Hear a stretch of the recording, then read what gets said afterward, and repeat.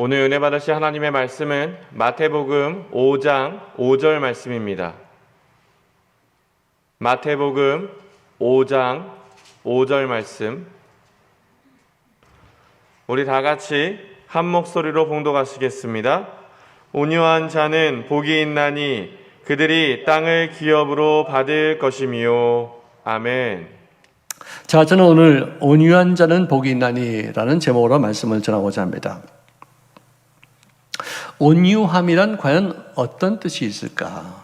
우리는 온유하다 그러면 쉽게 말해서 온순한 어떤 그런 삶을 생각할 수 있습니다. 그렇지만 성경에서 나오는 온유함과 우리가 말씀드리는 온순함의 차이는 극명합니다. 온순함은 성품 자체가 수동적이고 부드럽고 따뜻합니다. 그리고 항상 남의 이끌림에 순응하고 또 환경에 마음을 빼앗겨서 어떨 때는 좀 연약한 어떤 그런 모습도 보일 때가 있어요. 마치 양이 꼬리를 자를 때나 털을 깎을 때나 도살을 당할 때조차도 발버둥 치지 않고 그냥 이렇게 쭉 쳐져 있는 상태, 온순하다고 말하죠. 그런데 이런 온순함은 약자를 경멸하는 현대인들에게는 상당히 부정적인 이미지가 있습니다.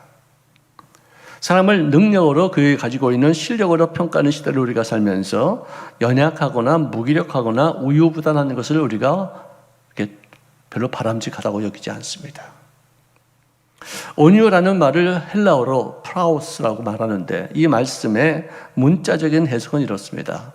우리가 산을 오를 때 굉장히 덥지 않습니까? 땀이 펄펄펄 나는 그런 상태에서 갑자기 어디선가 시원한 바람이 불어올 때 그 땀이 싹 스며들고서 온몸의 열기가 끊어진 상태가 되고 몸의 컨디션을 회복할 때 프라우스라고 말합니다. 병에 걸려서 열이 펄펄펄 한 38도, 39도, 40도까지 막 오르는데 해열제를 탁 먹고 나서 그 몸 상태가 정상으로 회복된 상태, 프라우스. 이 컨트롤이 가능한 그런 상태가 되겠죠.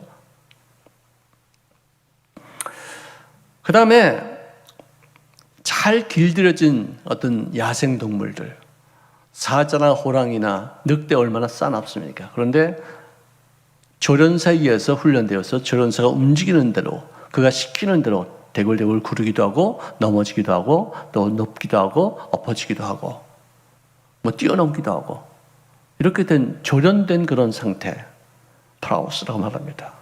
그래서 우리가 사람들 앞에서 사람들에게 비유를 하다면은 많은 사람들 앞에서는 그는 담대하지만 하나님 앞에서는 꺾인 그런 사람을 우리가 온유한 사람이다 하고 말해주고 있어요. 절대로 온순하지 않아요. 모세의 온순함이 지면에 어떤 사람들보다 승하다 그렇게 말하지 않았었어요. 모세는 굉장히 강한 성품의 사람이었었어요. 정말로 혈기도 많은 사람이었었어요. 그러나 그가 120년 동안 살면서 하나님 앞에 깨지고 연단받고 훈련받고 완전히 주님 앞에 순복하는 모습으로 삶을 살 때 하나님께서 그에게 그의 온유함이 지면에 어떤 사람의 온유함보다 승하다, 더 낫다라고 평가해 주셨어요.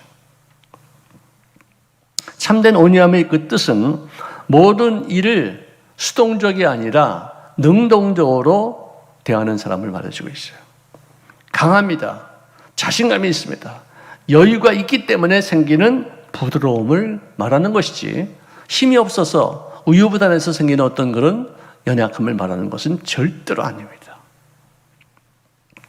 이런 사람들은 천성적으로는 상당히 거칠 수 있지만 모진 환경에 의해서 또 거친 사람들에 의해서 훈련받고 깨어져서 따뜻함과 부드러움, 온유를 갖춰가는 사람이다. 극단적인 상태에서도 중용을 갖출 수 있는 능력을 가진 사람이에요. 방종과 분노와 증오심 등 자신을 제어할 수 있는, 여기로부터 자유할 수 있는 그런 강한 힘을 갖고 있는 사람이에요. 흑백 논리로 휘둘림을 당하지 않습니다. 갈등하지 않습니다. 조급하지 않습니다. 자기 자신의 욕심을 부리지 않습니다. 폭력을 취하지 않습니다. 원한으로부터 자유한 인생들. 이 셀프 컨트롤러, 자기 스스로가 자기를 통제할 수 있는 사람들. 한 성을 다스리는 자보다도 자기 마음을 다스리는 자가 더 강한 사람이다. 이런 상태를 우리가 말해주고 있어요. 그래서 이 온유는 겸손과 손바닥, 손등과의 차이처럼 연결되어 있습니다. 억울한 일을 당했다 할지라도 그 아픔과 그 슬픔을 잘 참고 견디는 사람들, 온유하다고 말해줘요. 누군가에 의해서 잘못을 지적받을 때에도 항거하거나 변명하거나 또는 욱하지 아니하고 하나님께 혹을 매를 맞는다는 어떤 상황이 됐다 할지라도 누구 탓하지 아니하고 자기 자신의 잘못을 뉘우치는 사람을 온유하다라고 말해주고 있습니다. 그가 상처를 받을 때에도 오히려 그에게 상처를 주는 사람을 불쌍히 여기며 그를 위해서 기도하고 이 상처까지도 이 아픔조차도 자신의 발전의 기회로 삼게 하는 삶을 사는 온유하다라고 말합니다. 굉장히 쉽지 않죠? 자, 우리가 성서적인 온유의 신뢰를 성경을 통해서 바라보자면은 하나님께서 아브라함을 택하셔서 내가 너를 복덩이로 만들겠다. 어딜 가든 내가 너와 함께 할 것이다. 너를 축복하는 자에게 내가 복을 내리고 너를 저주하는 자에게 내가 욕되게 할 것이다. 굉장히 강한 명령을 내리시고 약속을 주셨어요. 고향 땅을 떠나. 순종해서 떠났습니다. 근데 그가 떠난 곳은 가나안 땅을 향해서 갔어요. 가나안 땅을 가서 가는 건 좋은데 그가 친척과 아비 집을 데리고 갔어요. 왜? 떠나는 3가지의 명령을 주셨는데 한 가지의 명령만 지켜서 떠났지 나머지 2가지는 불순종해서 떠났기에 그 불순종한 것 때문에 가나안 땅에 기근이 있었어요. 하나님은 우리가 잘못하는 것을 꿈을 통해서나 환상을 통해서 말씀을 통해서 막으실 때가 있어요. 근데 여기서는 왜 막지를 않으셨을까? 왜 그대로 내버려 두셨을까? 그 엄청난 기근을 왜 당하게 하셨을까? 또 그 기근을 피하기 위해서 호구지책으로 그는 애굽으로 내려가서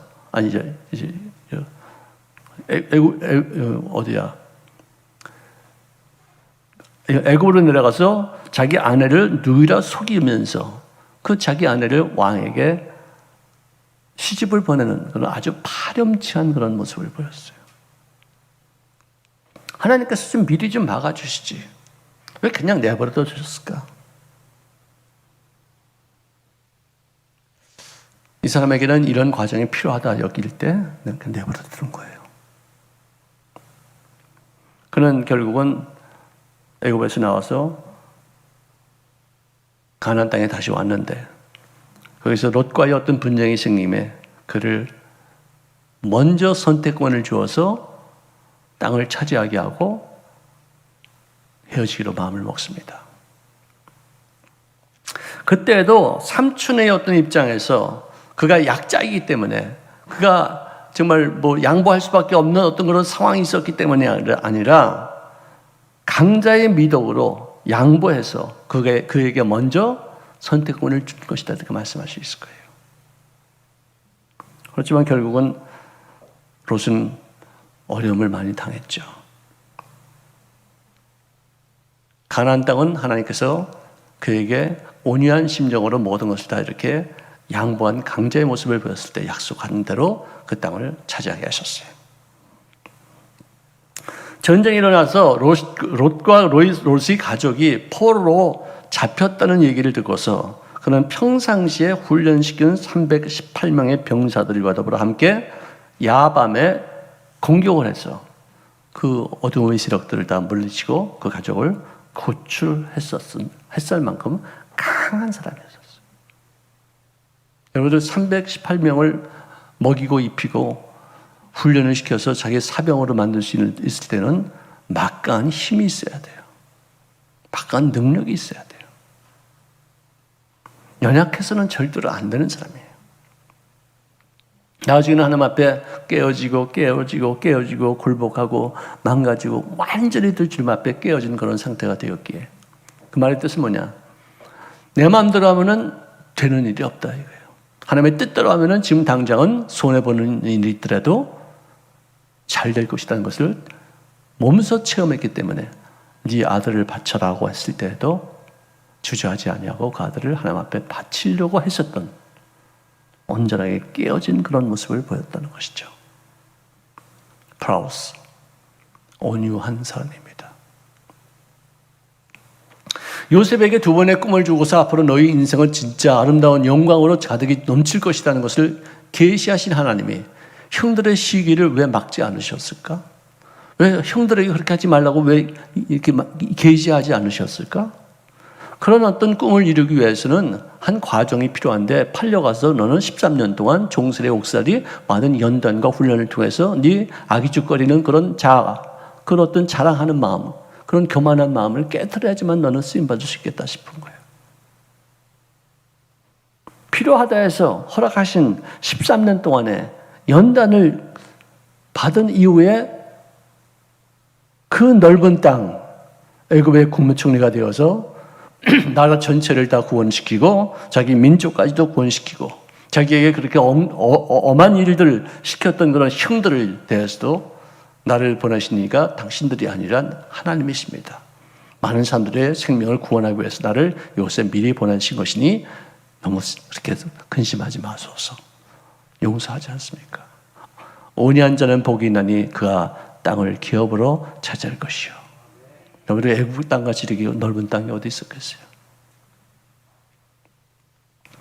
자, 골리앗을 죽였던 다윗은 인기 절정이었습니다. 그것 때문에 사울에게 미움을 받아서 결국 광야로 쫓겨났는데 쫓겨나서 다니는 그 상황은 환난당한 자, 빚진 자, 원통한 자 400명과 더불어 함께 죽음의 경계선에 왔다 갔다 하면서 극도의 긴장과 초조와 불안감 가운데서 쫓겨다녔었어요.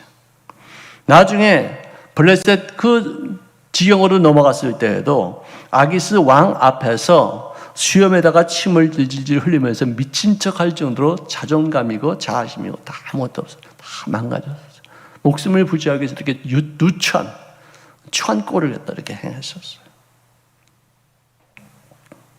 무섭게 추적하던 사울을 죽일 수 있는 기회가 있었음에도 불구하고 모든 일에 하나님의 뜻과 하나님의 때와 하나님의 방법에 다 맞춤바 되어서 그분에게 맡기면서 그를 죽이지 않고 오히려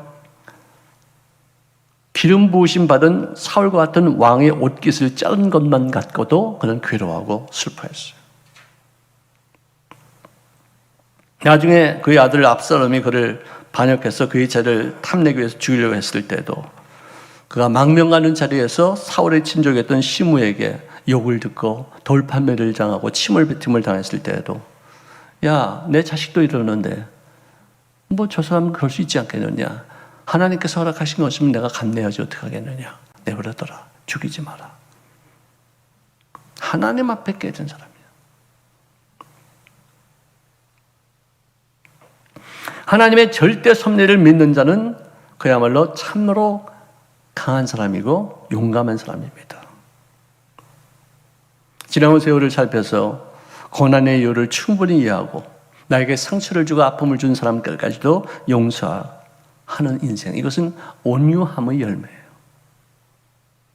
예수님 자신도 이런 말씀하셨습니다. 나는 마음이 온유하고 겸손하니 나의 멍에를 메고 내게 배우라고 말씀하셨어요. 나는 상한 갈대를 꺾지 아니하며 꺼져가는 심지를 끄지 아니하는 사람이라고 말씀하셨어요. 항상 온유했어요. 항상 부드러우셨어요. 항상 덮어주셨어요. 그런데 십자가를 바로 눈앞에 두었을 때만큼은 이 바리새인들과 서기관과 이 율법사들을 모든 어떤 종교인들에게 아주 칼날 같은 말씀하셨어요.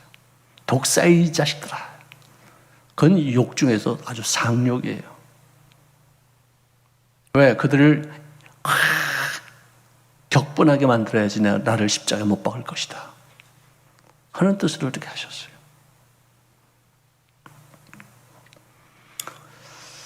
자, 체포당해서 십자가 앞으로 끌려갈 때 그에게 곤욕을 주고 수치를 주며 이 담요를 덮고서는 막 두드려 팬 다음에 그 다음에 누가 너를 팼지? 네가 선지자면 그건 모르니? 조롱하고 침뱉고 가시면류관을 씌워서 네가 왕이지? 이 가시로 만든 왕가지로 한번 써봐. 모욕을 당했었어요. 그런 로마 군인들 앞에서도 이사야서 53장 7절에 보니까 마치 도수장으로 끌려가는 어린 양과 털 깎는 자 앞에서 잠잠한 양같이 그의 입을 열지 아니하였도다 말합니다. 그때 당시는 그야말로 온순해 보이는 양 같았지만 내심 그 목표를 이루기 위해서 이것을 찾는 그런 강인함이 있는 온유자의 모습이었어요. 하나님의 뜻을 이루기 위해서 이 죽음조차도 하나님의 어떤 뜻과 목표를 이룰 수 있는 어떤 그런 과정이기에 이것은 내가 순복해야 되겠다 싶어서 내 뜻대로 마옵시고 아버지의 뜻대로 이루어지기를 원합니다 하면서 주님 앞에 기도했어요. 히브리서 12장 2절에 보니까 그는 그의 앞에 있는 기쁨 때문에 십자가를 참으사 부끄러움을 개의치 아니하시더니 하나님 보좌 우편에 앉으셨다라고 말해주고 있어요. 목표가 있기 때문에 수탈을 당해도 멸시를 당해도 짓밟힘을 당해도 모욕적인 인사를 당해도 죽음까지도 그 목표를 위해서 필요한 것이라면 감내하자. 이거는 강인함이 없으면 이것을 할 수 없어요. 그냥 순종적인 어떤 유한 것으로만 이게 감당이 안 돼요. 정말로 적극적으로 자기의 목숨까지 내드릴 수 있을 만큼의 강인함이 있어야지만 그 말씀에 순복해서 결국 인류의 구원을 이루게 되는 줄로 믿으시기를 바랍니다. 자, 그렇다면 우리는 과연 언제 온유함을 보여야지만 되는 것인가? 첫째, 우리가 하나님의 말씀을 받을 때 아멘, 아멘, 온유함으로 받는 거예요. 내 뜻과 상관이 없어도 이렇게 하면은 내가 손해를 볼 것 같아도 아니다, 이것은 하나님의 말씀이기에 내가 받아서 내 생활 속에 적용해야 되겠다. 말씀이 나를 책망하여도 말씀이 나의 죄를 드러내어도 아멘, 아멘 하고서 받을 수 있어야 돼요. 여러분들 나단 선지자가 다윗의 죄를 책망했을 때하고 사무엘 선지자가 사울의 죄를 책망하실 때 그 태도가 완전히 달랐었어요. 사무엘이 사울을 책망할 때에는 사울은 핑계를 댔어요. 이랬습니다. 저랬습니다. 이 내가 잘못한 게 아닙니다. 이런 상황이었습니다. 핑계를 대고 요리조리 빠지고 그냥 자기 어떤 일을 수습하는 데도 전념이 없었어요. 그래서 그는 버림받았어요. 책망받을 때의 자세가 하나님 보시 합당치 못했다 이거예요. 다윗은 나단 선지자에게 책망받을 때 내가 잘못했습니다. 밧세바 탓하지 않았어요. 뭐 상황이 어쨌든 어쨌든 이기지 않았어요. 그런 것을 아멘으로 받아들이고서 모든 것이 다 자기 잘못이다 싶어서 애통해하고 몸부림치면서 하나님의 은혜를 주님께서 나를 용서하심을 나를 용납하심을 간구하고 죄를 회개했었어요. 그래서 야고보서 1장 21절에 보니까 모든 더러운 것과 넘치는 악을 내버리고 너희 영혼을 능히 구원할 바 마음에 심어진 말씀을 온유함으로 받아라. 말씀을 전파될 때 나에게 수치를 갖다 주는 그리고 나의 어떤 벌거벗음을 다 보여주는 거울 같은 모습으로 나에게 비춘다 할지라도 아멘, 아멘, 바로 내가 잘못했습니다. 나의 모습이 그것이었습니다. 지적해 주시니 감사합니다 하면서 말씀을 온유함으로 받아들이라. 부드럽게 깨어진 마음으로. 왜? 인간의 말이 아니기 때문에. 자, 유다도 주님을 팔았습니다. 은 30냥에 팔았습니다. 베드로는 예수님을 부인했습니다. 난 모르는 사람입니다. 나하고는 상관이 없습니다. 왜 나를 갖고 잠깐만 그 제자라고 말합니까? 막 욕했어요. 저주했어요. 저는 유다는 뉘우쳤습니다. 그래서는 은 30냥을 송전에다 확 던지고 나서 그 모든 뉘우치기는 했지만 잘못된 것을 깨달았지만 변명하지 않았지만 그는 자기 스스로가 가서 목을 매달아 죽임을 당했어요. 자기의 잘못을, 자기의 죄를, 자기의 실수를 스스로 책임지고 시겠다는 거예요. 버림받았어요. 베드로는 아주 나쁜 놈이었었어요. 그런데도 나중에 주님을 만났을 때 그는 뉘우쳤다는 거예요. 내 스스로가 나의 죄값을 내가 받아야 되겠다고 해서 스스로가 행동한 것이 아니라 나를 만드신 하나님, 나를 택하신 하나님, 그분에게 도움을 청하는 자세를 취했어요. 이게 다른 거예요. 내가 죄를 지었을 때 나는 이 죄의 값을 받아야 된다가 아니라 죄에서 용서함 받아야지 되겠다. 다시 한번 새롭게 출발할 수 있는 기회를 얻어야 되겠다.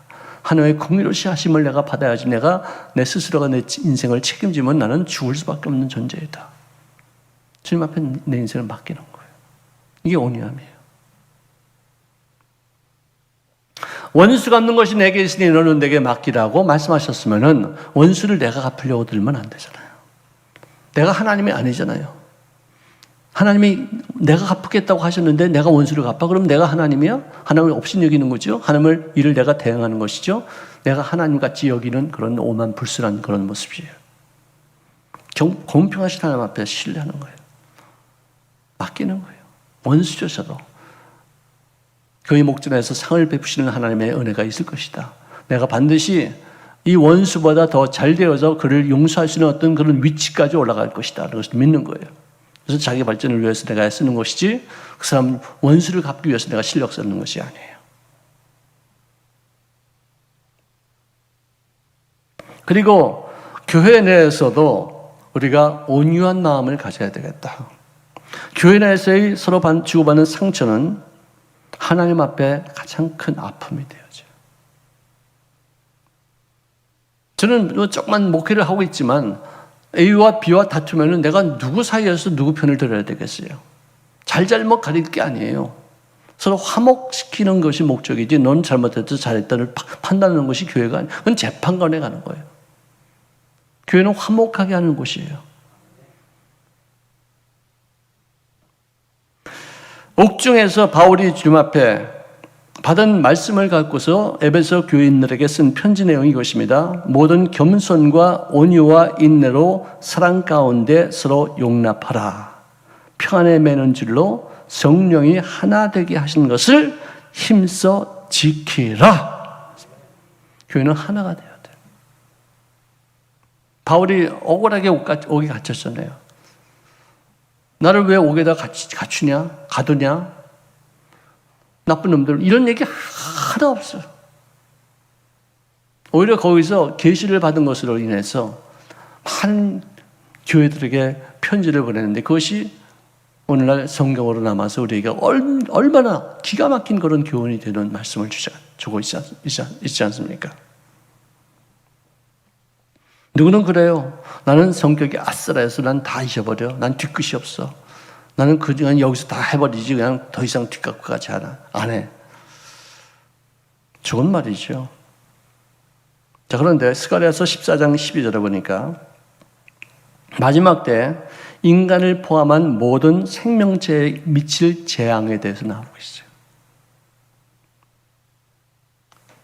여기서 보니까 서 있는 상태에서 살이 썩어요. 이렇게 서 있는데 걸어가는데 앉아있을 수도 있겠죠.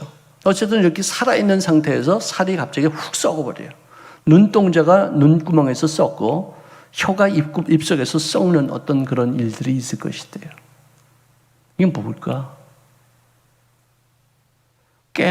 독가스를 품으면은 사람이 그냥 그대로 죽기는 하지만 이렇게 썩지는 않거든요. 여러분, 원자탄 굉장히 힘들죠. 무서운 폭탄이죠. 수소폭탄 무서워요. 근데 그 수소폭탄, 원자폭탄은요, 뒤끝이 있어요. 거기 터진 다음에는 몇 년 동안 그곳에 못 들어가요. 왜? 방사능이 있고, 재가 있고, 여러 가지 후유증이 있기 때문에. 그런데 중성자탄이라는 것이 있는데, 그것은 파괴력이 이렇게 많지는 않아요. 근데 그것이 한 4km, 5km 위에서 탕 터지면요, 그 밑에 있는 모든 생명체가 다 확 썩어 죽어요. 후유증이 없어요. 막바로 군대가 그곳에 들어갈 수가 있어요. 거기서 노량물을 취해요. 그런 내용이 한번 읽어보세요. 스가랴 14장 12절 쪽에 쭉 한번 읽어보세요. 14장 12절이에요. 후유증이 없다니까, 뒤끝이 깨끗하다니까. 근데 그 파괴력은 인간에게만, 건물도 막 파괴되지 않아요. 건물은 여기 조금 여기 터지는 어떤 그 부분에만 조금 파괴되고 그대로 남아있어요. 이 원폭이나 수폭은 모두가 다 파괴되고 후유증이 무지 많아요. 근데 중선자탄은 팡 터지고 나서 금방 진주에 들어갈 수 있어요. 근데 그 속에 있는 모든 사람들은 옷도 남긴 채, 금은 보아도 다 남긴 채 생명체만 싹 죽는 거예요. 그대로 나와 있어요. 어떻게 그런 일들이 있을 수 있겠는가? 그 수천 년 전에 어떤 그런 무게에 대해서 말씀할 수 있겠는가? 여러분들, 한국은 요즘은 좀 술 취해서 행패 부리는 사람들에 대해서 법적으로 다스립니다. 옛날에는 그런 사람들, 야, 술 취하고 오는 거지. 깨고 나면 또 괜찮아져. 또 사람의 술에, 이 알코올 중독자들은요, 술이 취하지 않으면 정말 착해요. 굉장히 양순해요. 근데 술만 취하면 이 개야, 개. 동물, 짐승이야, 짐승. 자, 술에 취해서 행패 부리는 사람을 술 취했다고 이해하는 어떤 그런 모습으로 갖추는 것이 아니라 그 사람은 치료의 대상이다 여겨져야 돼요. 그 사람들을 보호해주고 온유하게 따뜻하게 대해주는 그게 온유가 아니에요. 그 사람을 구별해서 치료하게끔 하는 것이 온유예요. 그 다음에 우리가 사회에서 어떤 사람이 죄를 범해서 이게 그것이 드러났을 때, 갈라디아서 6장 1절에 보니까 신령한 너희는, 보십시다. 죄를 범한 사람들은, 사회에서 죄를 범한 사람들은 신령한 사람들이 아니에요. 육신적인 사람들이에요. 그렇지만 교회에 있는 너희들, 신령한 너희는 온유한 심령으로 그러한 자를 바로잡고, 그 다음에는 너 자신을 살펴보아서 너도 유혹을 받을까 두려워하라. 시험이 이거 그런 테스트가 아니에요. 템테이션, 유혹이에요. 그런 유혹에 들지 못하도록 너 자신을 살펴보라. 온유한 심령이 돼야지만 남을 판단하거나 누구를 정죄하는 것이 아니라 그 사람을 바로 잡을 수 있고 내 자신도 그런 일에 가담치 않는 모습을 갖추도록 하라. 그 뜻이에요. 그 다음에 우리가 불신자들에게 말씀을 전파하고 전도할 때 당시 말다툼으로는 할 수 없다는 것입니다. 기도를 해야 되고 눈물을 뿌려야 되고 상처도 받아야 되고 아픔으로 그들을 대해야 되는데, 예수 믿는 사람들은 예수 믿으면 어떻게 됩니다 하고서 소망을 주는 사람들이 되어야 돼요. 이 소망을 주는 사명이 이 교회에 이제는 없다 보니까 이제는 전철 안에서 버스 안에서 전도하는 사람들이 점쟁이 이 무당들이 이거 나눠주면서 사회를 우리가 올바르게 해석해 주지 못하니까, 이 모든 고난의 의미를 제대로 알려주지 못하니까 그런 점쟁이들한테 미혹당하지 않습니까? 이 사명을 어떻게 그런 사람들에게 뺏길 수 있어요? 어떻게 무당들한테 우리가 뺏길 수가 있어요? 바벨론으로 끌려가서 포로 생활을 할 수 있는 그런 인생들, 저런 죄악을 지어서 하나님 앞에 징계를 받는 그 백성들에게 하나님께서 주신 말씀은 에레미야서 29장 11절에 나와 있어요. 지금 막 벌 받아서 끌려가는데 하나님 앞에 예배도 드리지 못하고 그냥 막 엿쫓김 당하고 지금 막 포로로 막 매맞아가면서 가는데 무슨 말씀을 주셨느냐? 너희를 향한 나의 생각을 내가 하나니 재앙이 아니요 평안하며 너희 장래에 소망을 주려는 생각이라. 지금 매맞으면서 끌려가는데 너희를 향한 나의 생각이 이것이다. 생각 잘 지켜라. 원망하지 말라. 탓하지 말라. 너 자신을 살펴보라. 결국은 너희들은 이 고난을 통해서 더 좋은 모습을 갖추게 될 것이 내가 너희를 향한 내 소망이야.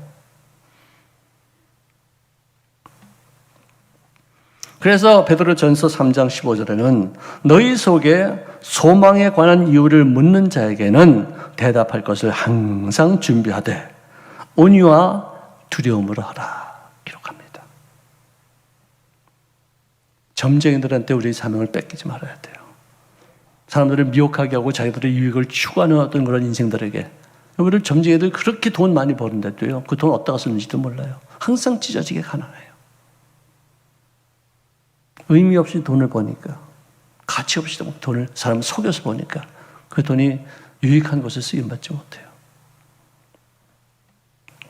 그리고 주의 종들이 의견이 다른 사람들을 대할 때 이 주의 종들이라는 게 꼭 목사님들, 전도사님들만은 아닙니다. 평시도 사역하는 사람들도 직분자들도 다 마찬가지예요. 디모데후서 2장 24절에 주의 종은 마땅히 다투지 아니하고 모든 사람에 대하여 온유하며 가르치기를 잘하며 참으며 즉 져서 이긴다는 거예요. 내가 이겨놓으면 하나님이 하실 것이 없어요. 내가 저놈은 하나님의 역전 드라마를 생각하죠. 뭐 이긴다는 게 누굴 억압하고 승리의 계가를 올린 그게 아니라 하나님의 뜻이 나를 통해서 전달되어지는 것이 이기는 거예요. 여러분들 어떤 이 사람 미국의 부통령까지 됐던 분인데 이름은 잠깐 잊어버렸어요. 내가 언제 다시 한번 찾을게요. 아이들이 미국에는요 이 다임이라는 코인이 있고 니켈이라는 코인이 있어요. 다임은 10센트예요. 근데 조그매요. 니켈은 좀 커요. 근데 5센트밖에 안 돼요.